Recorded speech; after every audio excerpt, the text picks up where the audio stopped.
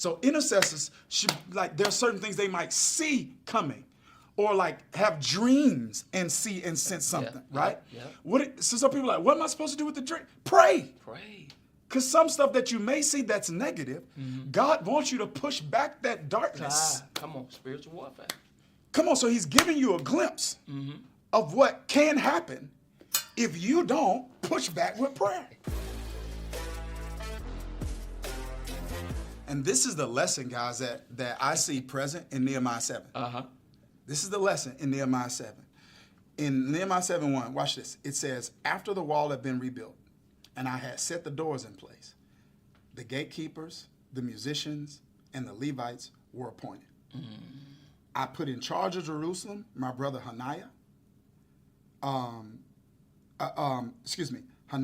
along with Hananiah, the commander of the citadel, because he was a man of integrity and he feared God more than most people. I said to them, the gates of Jerusalem are not to be opened until the sun is hot.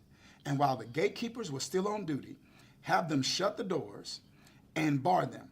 Also appoint residents of Jerusalem as guards, some at their posts and some near their own houses. What is he doing? He's protecting what has been erected. That's so good. You see that? That's good. Yeah. I think sometimes we just look at Nehemiah's reconstruction. We look at, he led the effort to rebuild these walls. He says here, remember last week we looked at Nehemiah 6, which says, I hadn't put the doors in place. That's right. Everything was in place but the doors. Right. Chapter 7, he says, now the doors are in place. But even though the doors were in place, this is what I did. I put this in place to protect what I had reconstructed. We believe God is going to give you the wisdom and the grace and the favor that you need to reconstruct some things. He's going to give all of us the wisdom and the favor and the grace we need to reconstruct what needs to be reconstructed in our life. But after God does that, the wisdom for reconstruction, we need to say, now, God, give me the wisdom for protection. Help me to not fall in the complacency trap. Nehemiah did not fall in that trap, so he put things in place to protect what had been erected. Lord, that's so good. Protect. 100%. Right? You got to protect what you build. And I think one of the things is when you guard the gates, look at who he appointed. Like, you have to be selective and you have to put the right people in place, right? Because he said not only did he put people at the gates, but he put people on the wall, right? You need people strategically placed in your life that can see life from a perspective that you can't see. That's so good. They were on the wall. And so they had a view. And I think as Ezekiel said, like the wall watchers, those on the tower. When you see enemies coming, when you see the enemy coming and you don't cry out. The innocent blood is on your hand. We need you. All of us need people in our life on our walls that when they see the enemy, they're not afraid to cry out. Listen, when you get better spiritually, everything get better. Spiritual life is not the only important part of your life. It is the most important part of your life because it affects every other part that's important. But you don't get stronger spiritually accidentally. It takes intentionality. You need to get fed, and you got to learn how to understand, how to interpret, how to apply, and how to explain the Bible. The Bible's the blueprint to your best life. And I'm going to tell you, Sunday's not enough to give you the tools that you need to get better with the Bible. I want you to join me in my community called Bible U, where I help you take your understanding, your application, and your explanation of the Bible to another level. Listen, guys, here's something. I just sensed this too. Remember, we want this to be principle centered. So we're going to teach you this lesson, but we want to be spiritually sensitive. Yeah. You got me? So I know sometimes you may feel like, man, these guys are going on tangents. And that's not saying we're above going on tangents. Right. And I think sometimes it's possible to go on tangents. But when we're ministering here, I think both of us have been doing this a couple of decades. So that doesn't mean we're perfect, but it does mean that we kind of know the difference between veering off into something that's just irrelevant, or us hitting a river and tapping into a vein as it relates to the leadership and the promptings of the Spirit. And so that's something that we always want to create space for, because that's how, at least whatever God's done in my life, that's how I got there. Yeah. Like, I didn't read a book that told me to go to seminary. Right. God spoke to me and said, don't go to law school, go to seminary. I didn't read a book that said, plant a church and call it this. God spoke to me. I didn't read something that said, plant another church. I didn't read something that said, put one in Orlando. I didn't read something that said, put one in Atlanta. God spoke to me. Now, put it through the filter of principles. Right. Yeah, but you need truth and fire to thrive. Yes, Lord. You need principles. Whew. But I would be doing you a disservice if I told you all you need is principles. We need the presence also. Lord. And so I'm really sensitive here, because this is something that's not even in our notes, and because I got some more points to give you here. But one of the things you just mentioned, and it just spoke to me. It just resonated with my heart when you talked about watchmen on the walls. And so what those men in watchtowers did is that they see naturally, but that's a metaphor for intercessors. Woo. Who are on the wall spiritually. My Come on. God. Who see now, and I want to talk about this because this is important. Yes. It's going to sound like a tangent if you're not flowing with the river here. If you want us to just flow, put flow in the chat. Come on, flow. flow. Obey God, Flow, Pastor. flow, Flow. flow. You see, this is important because at some point we're going to have to do a teaching here on Wednesday nights, because I think on Wednesday nights we can explain stuff in a way I can't on Sunday mornings. That's good, yeah. Or I might have to time the teaching where it's like, yo, we're doing the same thing I'm doing on Sunday, I'm expounding on Wednesdays when I get to something like spiritual gifts. Because there's a spiritual gift, not discernment, but the discerning of spirits, that I don't think a lot of people know what to do with, not because they're ignorant, but because we hadn't taught them. So people have these gifts and they're trying to figure out what to do with them without guidance and biblical mentorship. So that's you have what's called a spiritual gift mix. You don't have a gift. You have gifts. And the mix is like a mix God's giving you because they all complement each other in a certain way. So intercessors very often have the gift of discerning of spirits, right? And so there are things that they can see and sense that other people don't. Now, when a person has not been mentored on what to do with that gift, they become prone to gossip. Because now it's like they see stuff, or someone can walk in a room and they can discern something's off there. But because they hadn't been taught, you got another gift that you're supposed to use when that gift shows you something.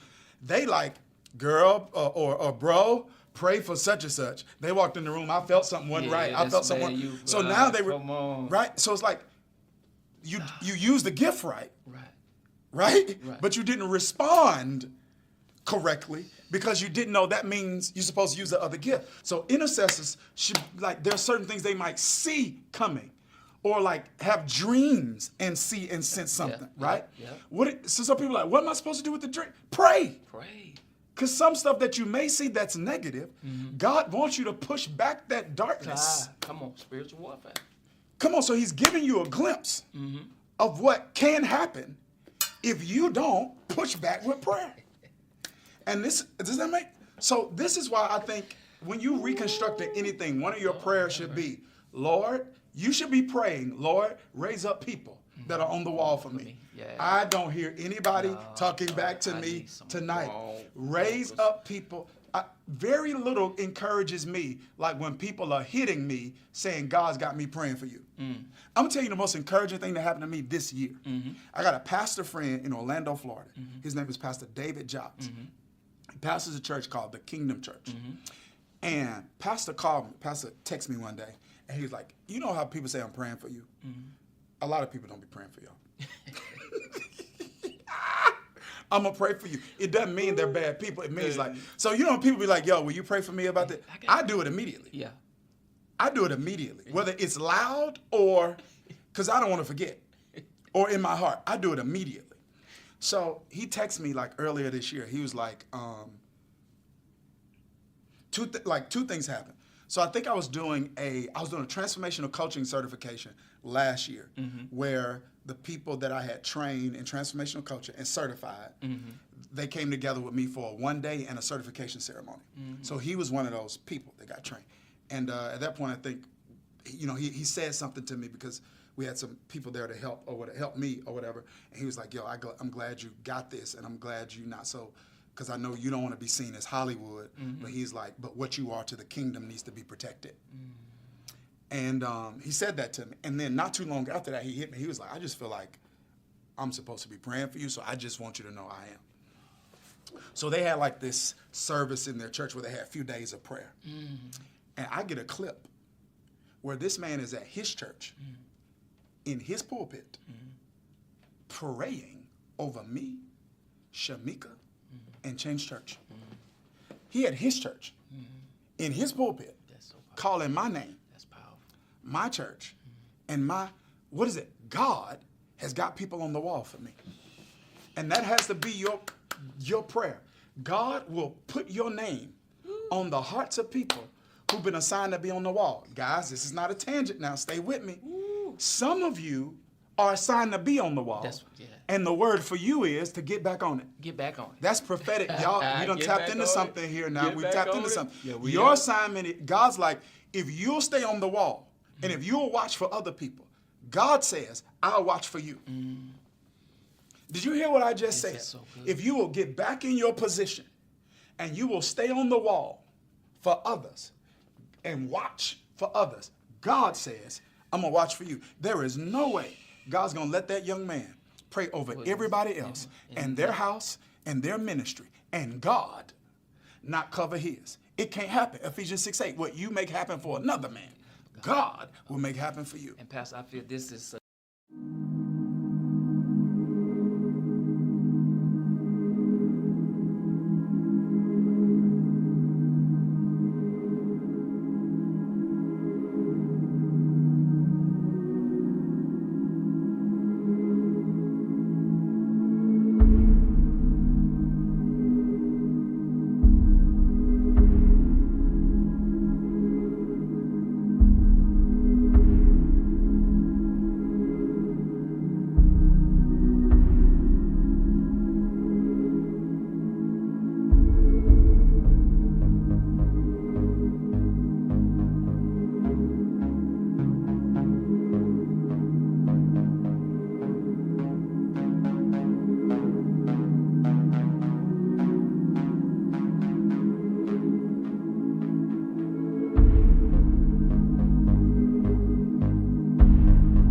prophetic moment.